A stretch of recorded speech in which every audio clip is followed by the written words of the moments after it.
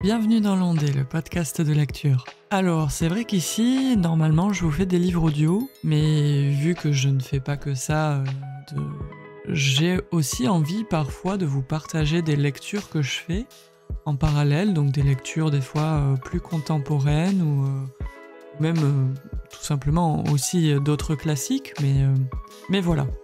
J'ai aussi envie de vous partager ça, et donc aujourd'hui, j'avais envie de vous partager une lecture que je fais de Jeanne Galzi.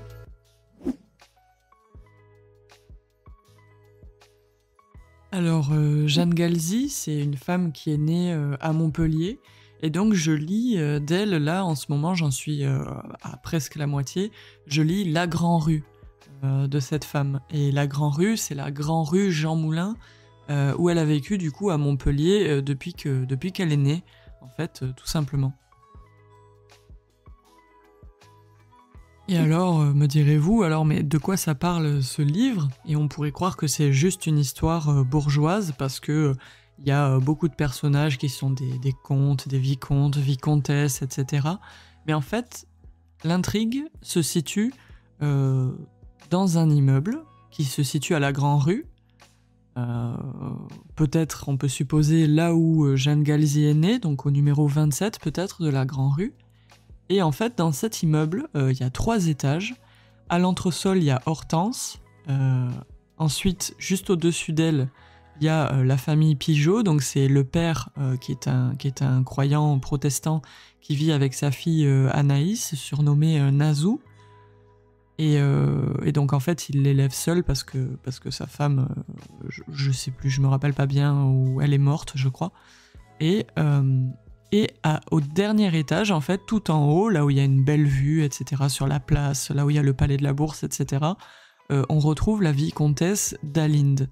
Et cette vicomtesse, elle a une liaison, c'est ce qu'on voit dès les premières pages, mais je veux pas vous spoiler avec qui, mais avec un homme dont Hortense est amoureuse. Et en fait, dans l'immeuble et même dans la Grand-Rue, tout le monde connaît cette liaison extra-conjugale que la vicomtesse d'Alinde a.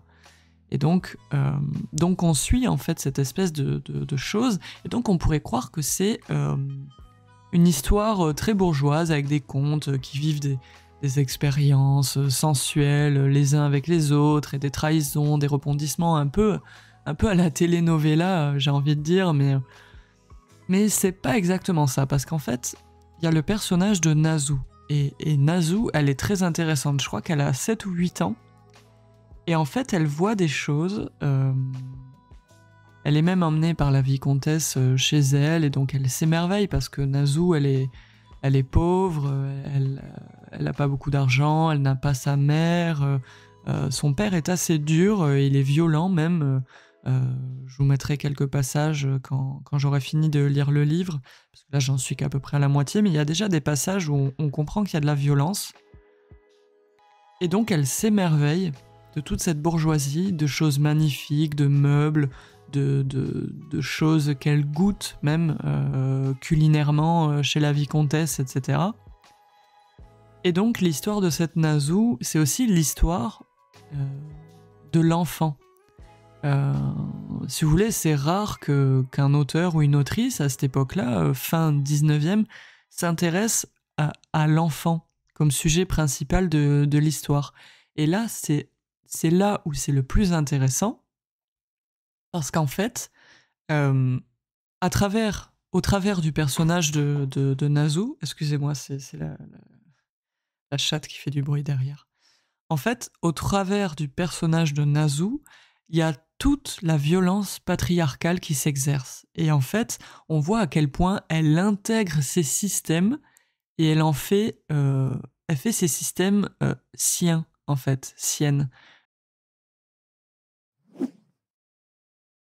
Elle reproduit ce qu'elle voit, ce qu'elle entend, malgré le fait qu'elle soit entre pauvreté et richesse extrême.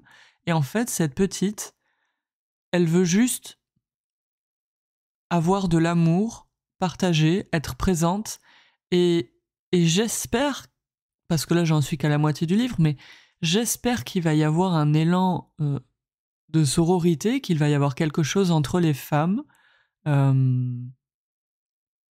parce que voilà, je sais pas, j'ai espoir, c'est mon horizon de lecture.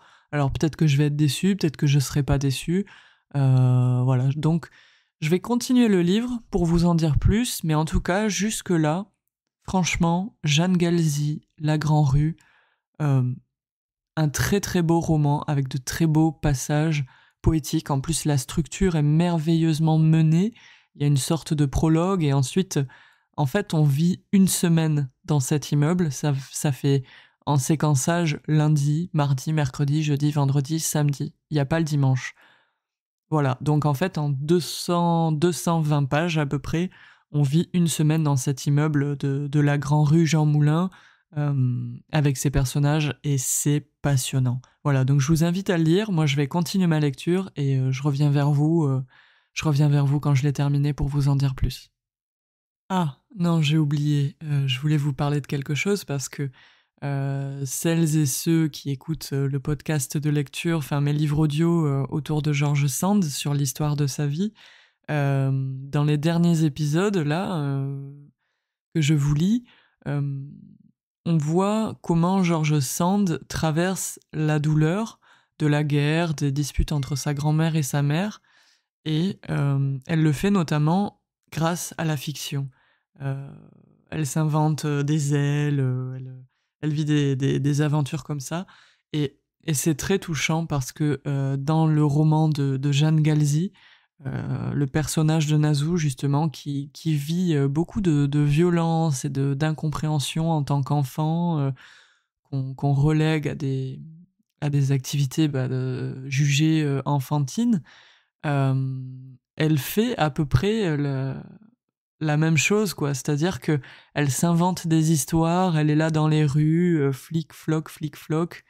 Euh, et c'est très touchant parce que ça nous ramène à cet état d'enfant où on pouvait se questionner pourquoi ça ne compte pas, finalement. Pourquoi mes activités enfantines sont si enfantines que ça?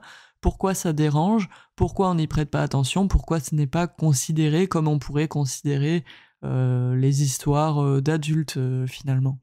Donc voilà, je voulais juste vous dire ça, c'est une petite parenthèse parce que ça me fait énormément penser à George Sand, et voilà, je trouve ça très très très touchant. Alors, ça y est, j'ai fini ma lecture de La Grand-Rue de Jeanne Galzi, et comment vous dire? Ce livre, vraiment, il est génial. Il faut le lire. J'ai pas envie de vous spoiler, mais enfin voilà. Ce personnage, la petite Nazou, Anaïs, elle est tellement touchante. Et il y a cette confrontation entre le monde de l'enfance, le monde adulte, la vie, la mort, les conventions, ce qu'on peut faire, ce qu'on ne peut pas faire, la place des parents, la place des tantes, la place de tout un entourage, et surtout la présence des femmes. Et parce que les personnages masculins sont tellement étranges, enfin surtout un qui s'appelle Dalba. Mais lui, il est ignoble, hein. Je veux pas vous spoiler, mais vraiment le type le plus extrême, le plus violent, le plus vil, le plus sale, quoi. Et c'est très bien montré, et c'est génial ce livre parce que on arrive à garder la candeur et la beauté, la simplicité dans ce personnage féminin, cette petite fille qui s'appelle Nazou. Donc franchement, si vous pouvez le lire, lisez-le. Voilà. Je sais que c'est pas un livre très accessible parce que c'est une femme... c'est une femme invisibilisée, une autrice invisibilisée. Mais voilà, il y a tant à découvrir. J'ai ressenti, voilà, dans cette dernière partie d'œuvre, par toutes ces convenances, tous ces codes sociaux, j'ai ressenti, comme dans un livre que j'adore de Catherine Mansfield, une autrice de l'époque victorienne, une autrice anglaise, contemporaine de Virginia Woolf d'ailleurs. Vraiment ce poids, le poids des convenances sociales et comment ça nous asservit en tant que femmes. Voilà, donc c'est vraiment une lecture coup de poing, il faut lire ce livre, je vous encourage vraiment à lire ce livre. Dites-moi dans les commentaires ce que vous lisez sinon en ce moment, quels sont le genre de lecture qui vous frappe, qui vous remue, qui vous donne beaucoup d'émotions. J'ai hâte d'échanger avec vous, j'ai très envie de savoir quels sont les livres que vous lisez actuellement ou même par le passé. Quel livre vous a le plus ému, remué. Voilà, j'ai très hâte de discuter de tout ça avec vous. Merci à toutes celles et ceux qui auront écouté cet audio et cette vidéo jusqu'au bout. Je vous remercie infiniment et je vous dis à très vite. Ciao!